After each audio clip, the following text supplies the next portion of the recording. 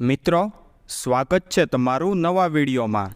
મિત્રો, અત્યાર સુધી જો કોઈ પણ જમીન, મકાન કે અન્ય કોઈ પણ મિલકતનું વેચાણ કરવાનું થાય અને જો તેમાં કોઈ વ્યક્તિ સગીર હોય, એટલે કે કોઈ વ્યક્તિની ઉંમર 18 વર્ષથી નીચેની હોય, તો તેવી મિલકત અથવા જમીનનું વેચાણ થઈ શકતું ન હતું।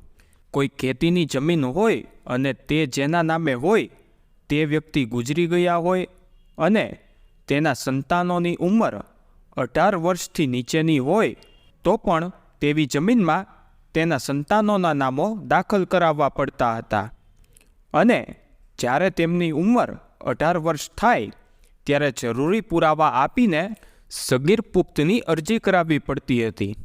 અને જો આ સમય દરમિયાન તેવી કોઈપણ જમીનનું વેચાણ કરવાનું થાય તો અરજદાર કોર્ટ કચેરીના ધક્કામાં જ રહેતો હતો, કારણ કે તે માટે સગીર વેચાણની મંજૂરી માટે કોર્ટનો હુકમ આવશ્યક હતો।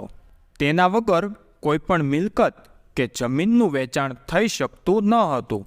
પરંતુ તારીખ 21/11/2023ના પરિપત્રથી સરકારે તે નિયમમાં થોડા ફેરફારો કર્યા છે અને આ પરિપત્રથી લોકો એવું માને છે કે સગીરના હિતવાળી કોઈપણ મિલકતમાં હવે કોર્ટનો હુકમ નહીં જોવે।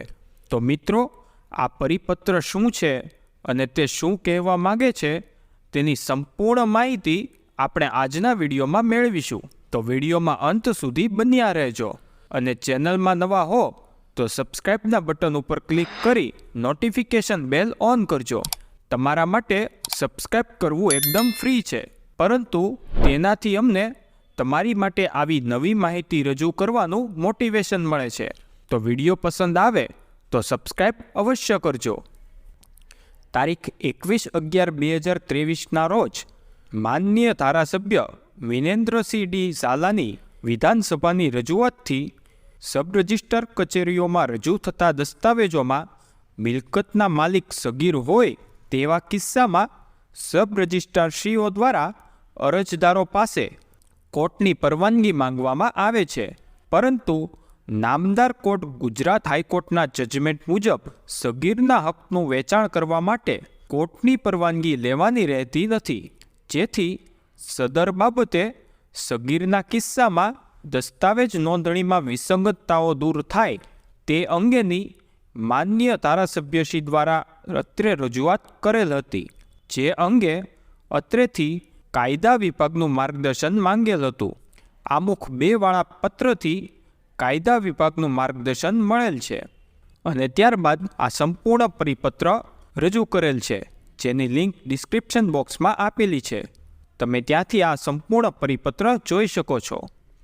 આ પરિપત્ર ટૂંકમાં એમ કહેવા માગે છે કે જો કોઈ મિલકતમાં કોઈ સગીર આવેલ હોય તો તેવા કિસ્સામાં કોર્ટની મંજૂરી લેવાની રહેશે નહીં।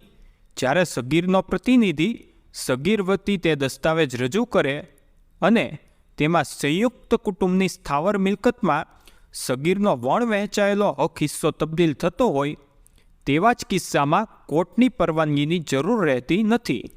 એટલે કે જ્યારે સગીરનો હક હિસ્સો નક્કી ન હોય તેવા જ કિસ્સામાં કોર્ટની પરવાનગીની જરૂર નહીં રહે, પરંતુ જ્યારે સ્થાવર મિલકતોની પરિવારના સભ્યો વચ્ચે વહેંચણી થયેલ હોય તથા સગીરનો હક હિસ્સો નક્કી થયેલ હોય તો તેવા કિસ્સામાં તેવી મિલકતનું વેચાણ કરતાં પહેલાં કોર્ટની પૂર્વ મંજૂરી મેળવવાની રહેશે। એટલે કે કોઈ મિલકતની પરિવારના સભ્યો વચ્ચે અગાઉથી વહેંચણી થઈ ગયેલ હોય અને તેવી મિલકતમાં સગીરનું નામ આવતું હોય અને જો તેવી મિલકતનું વેચાણ કરવાનું થાય તો તેવા કિસ્સામાં કોર્ટની પૂર્વ મંજૂરી લેવાની રહેશે। જો તમને આ વિડીયો પસંદ આવ્યો હોય તો વિડીયોને લાઈક અવશ્ય કરજો અને તમારા બધા જ મિત્રો પરિવારજનો સાથે શેર કરજો, જેથી તમામને આ માહિતી મળી શકે અને કોઈ ગેરમાર્ગે ન દોરાય। હજુ તમને કોઈ પ્રશ્ન હોય તો તમે કોમેન્ટ બોક્સમાં પૂછી શકો છો।